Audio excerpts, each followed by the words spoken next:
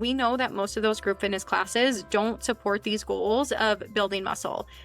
So how do you find that middle ground? What is like the right split, the right mix of training? Hello, friends, and welcome back to the Sweatable podcast. My name is Brooks Herbis, and I'm an online fitness, nutrition, and mindset coach who's here to help you simplify and make sense out of the all too confusing fitness and nutrition industry.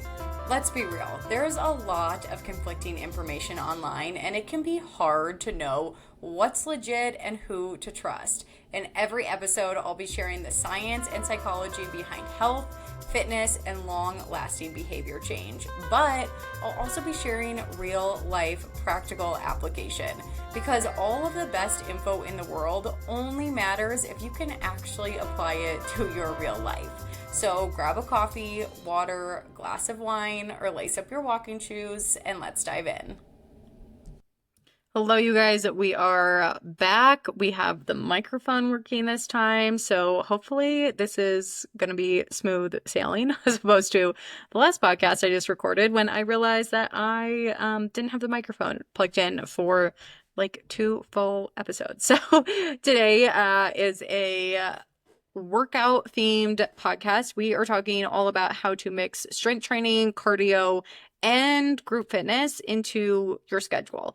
At this point, like, I feel like we all really know the benefits of strength training. We know that it's important. We know that if you want to build muscle, improve your bone density, reduce your risk of losing muscle mass, which, by the way, happens in our 30s if we are not strength training. So for all my millennial women, I hope that we are invested in the strength training journey. And we know that if like those things are our goals, if those things are important to us, strength training really does need to be the foundation of your training. But at the same time, sometimes I can feel a little defeating because maybe you prefer other types of exercise. Maybe you love a hot girl walk. Maybe you're a runner. You love to go to Pilates. You just love like a group fitness class in general.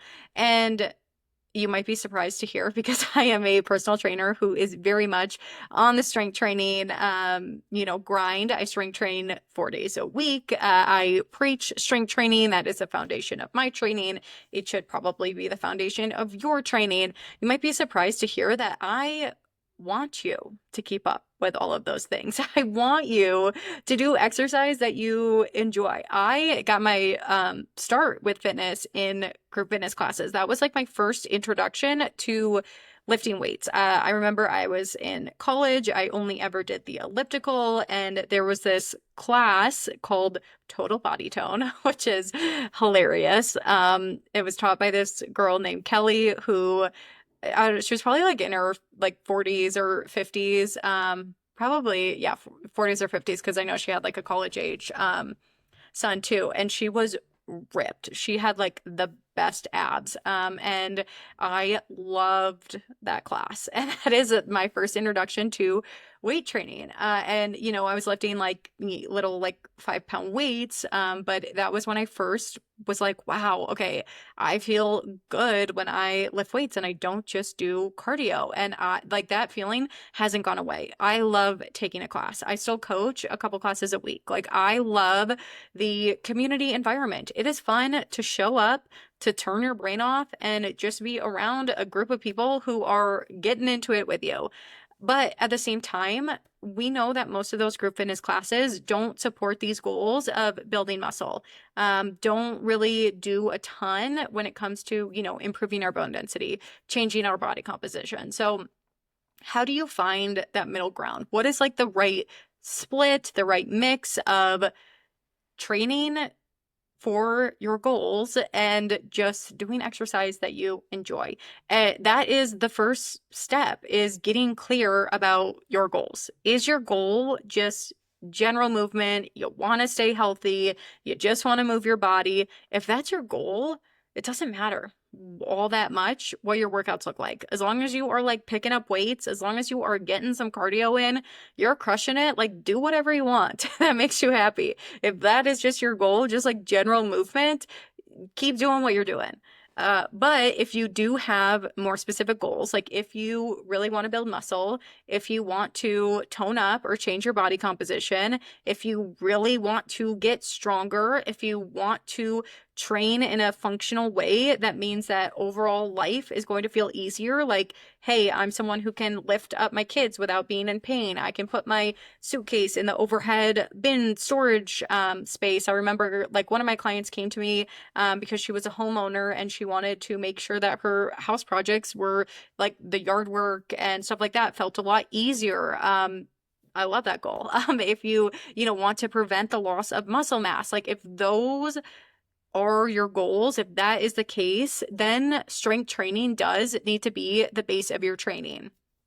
And typically, I recommend 3 to 4 days a week of strength training. And this is where things can get tricky. If you're like, okay, 3 to 4 of my days of the week are going to the strength training program that I'm following, where do I fit in everything else? And the first thing we're going to talk about is where do you fit in walks, just straight up walking.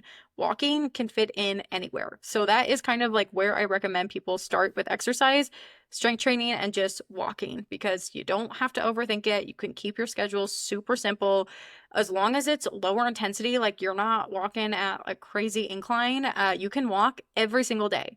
It is lower intensity. It's not taxing on your nervous system. It's easy to recover from. Walking can happen every single day, even days that you train and even rest days. And I do want to just give the caveat that like 10 minutes can count as a walk. It does not have to be 40 minutes. You do not have to walk for an hour. You could walk 4 10-minute chunks a day.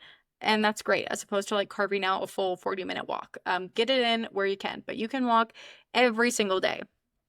Now, let's say the type of exercise you're trying to fit in around strength training is more cardio based. This can be a pretty straightforward split as well.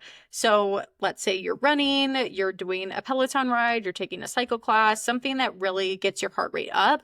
I would recommend 1 to 3 cardio sessions a week. So that might look like you're running twice a week, and then you're getting those 3 to 4 strength training days, and then you have 1 to 2 days to recover. So 1 to 3 cardio sessions a week paired with your 3 to 4 strength training days.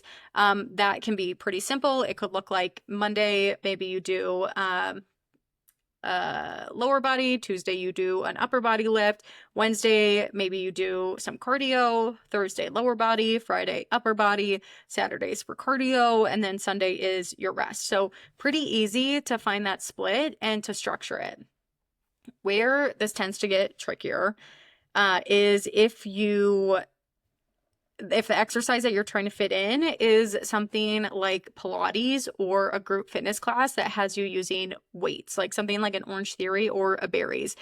This just feels more complicated because Pilates and obviously picking up weights, those are utilizing your muscles, which means you need to think a little bit more about recovery so that they don't interfere with your standard strength training sessions. Like, can cardio also be taxing on your muscles? Yes, absolutely. And it's also, taxing on your nervous system, but typically not in the same way and not to the same extent as strength training, unless you are training for a specific race or something really difficult. And if that's the case, I wouldn't listen to this podcast. Reach out to me directly because that's going to be a whole other split that we need to work. But the picking up weights and Pilates, like all of that is taxing on your muscles in a different way than cardio is. So recovery and trying to piece this all together becomes a lot more complicated because when strength training is the foundation, when strength training is the base of your training, when you have those goals around building muscle, maintaining muscle, improving your bone density,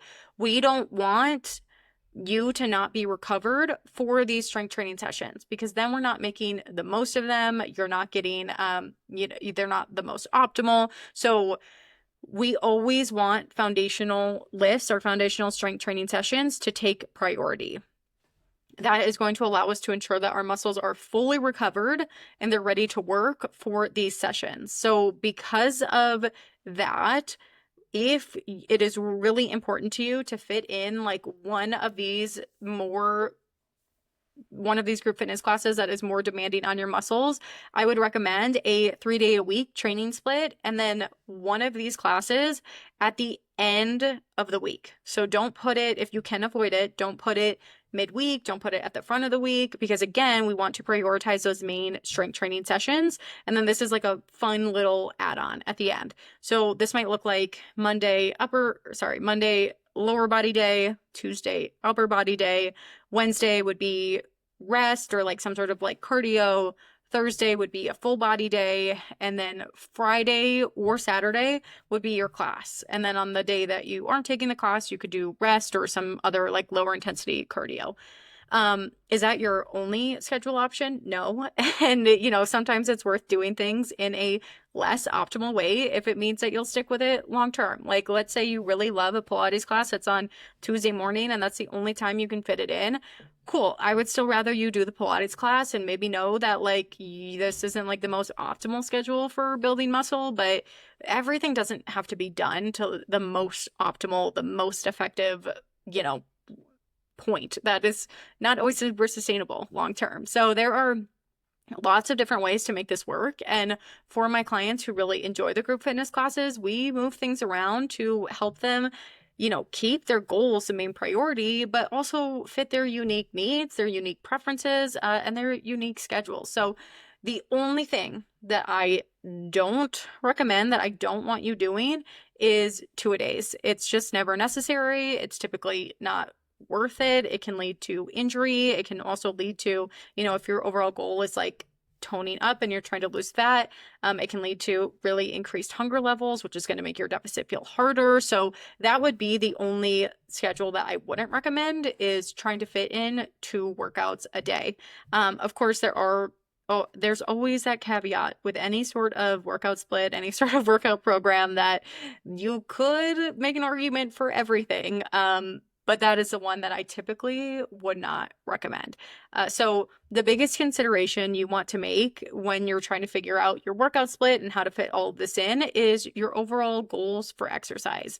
You also want to think about what's going to be most sustainable for you long term, and make sure that you're fully recovered for all of your future lifts. Outside of that, you can make the schedule your own. You can figure out something that works well for you, because you do want to find that mix of, I'm training in a way that supports my goals so that I'm not wasting time in the gym, but I'm also training in a way that's really enjoyable so that I stick to it long term. Because if you listen to last week's podcast episode, one of the main things for long-term weight maintenance is keeping up some sort of physical activity routine and making sure that you enjoy the exercise you're doing and enjoy the exercise routine that you're in is one of the key ways to do that. So that is all I've got for you guys this week. Don't forget, I choose one person every single month to win a free fitness and nutrition audit with me. And in order to be eligible for that, you just need to share this episode in your stories or leave a review on Apple Podcasts. That actually